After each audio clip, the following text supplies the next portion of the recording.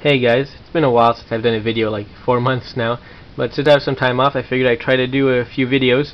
I'll start off with the Magnavox Odyssey since, well, it was the first commercially available system and I figured, well, might as well start off at the beginning. The Magnavox Odyssey was the idea of, by a television engineer by the name of Ralph Baer.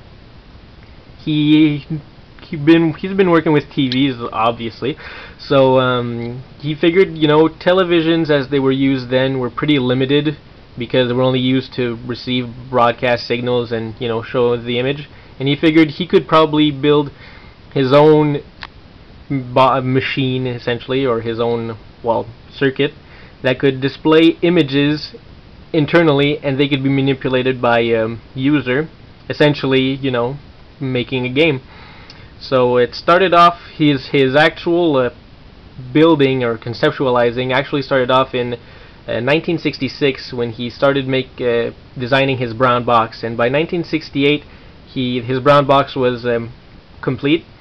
The problem though he had was to find a seller, or a buyer, I mean, someone who would basically sell his brown box for him and help him on his way. But back then video games were not, well, they were not known at all, so people were very skeptical about the idea of manipulating images on the TV. People weren't really sure how it worked, and originally Ralph Baer wanted to sell the idea, or to develop the idea with television companies, because what he wanted was, he knew that his brown box could only display about 4 objects, so he figured if he could have a company broadcast an image over the air, then that's how he could have his better pictures in his backgrounds, by broadcast, and then by using it in conjunction with the brown box, well then you could have a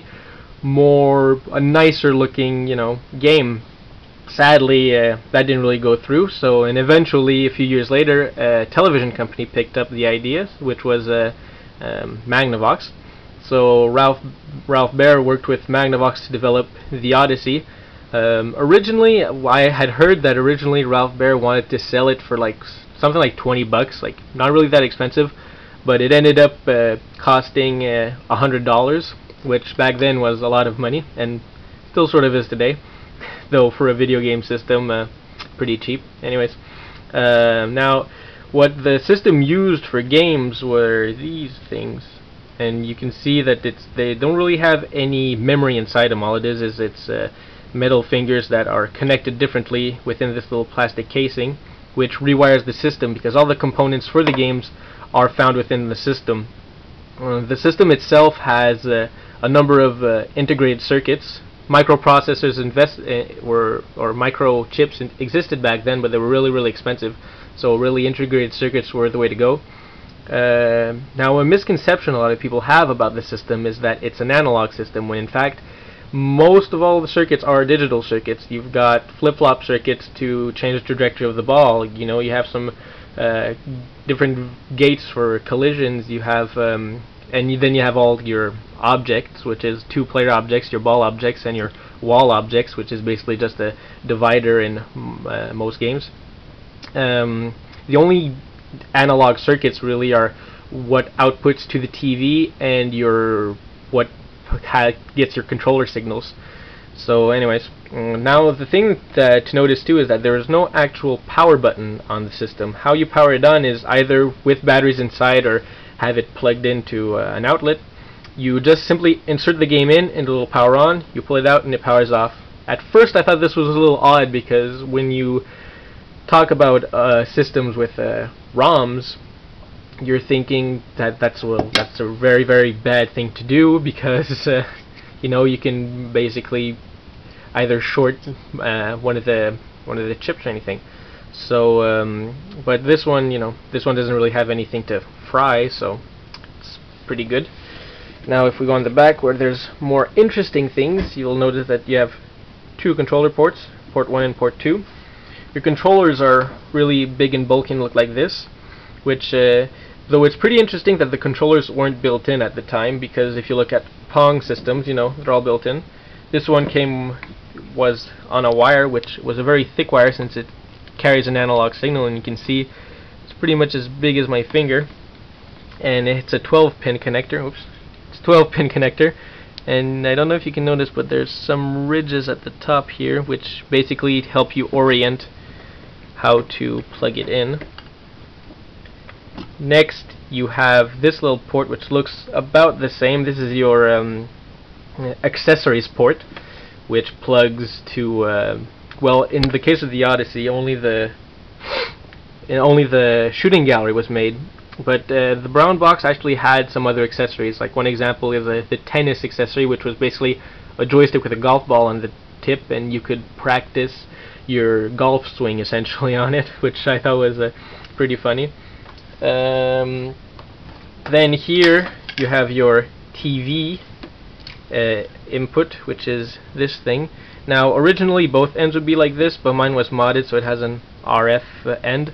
This part actually would plug into a box, and then you'd plug then that box would have some little fork things that would plug into the TV, which pretty much, if you've ever seen any systems from the late 70s, early 80s, you were probably familiar with one of those boxes. And finally, we have right down here, we have an AC input, and here's the AC adapter, which is really pretty small. Just in comparison, this is a Sega Genesis I have, which is pretty much dwarfs it. And oh, and another thing, here these two knobs, they're basically, one of them is it's called the center, so this controls the wall basically where it'll be on the screen, and your speed controls basically how fast the ball bounces back and forth. So essentially you could sort of call it a difficulty, though some games sort of require specifications for those knobs. And finally, if we flip this over, you'll notice here is where you'd put in batteries. Now this takes 6C batteries, though I went out and got myself the AC adapter just because I figured, well, it's less of a hassle, first of all, if those batteries, they'll eventually die over time, and I'd have to buy other ones. So with an AC adapters do die, but they'll live a little longer than batteries. And what if by some accident I accidentally forget the battery's there, and they stay there for years, and then suddenly they leak and it basically damages everything. So wanted to play it safe. Anyways, that's all I have for the system. I'll be doing next part will be on all the little accessories you get in the box, and I'll probably have a third part too, so stay tuned for that. Anyways, take care, hope you enjoyed it.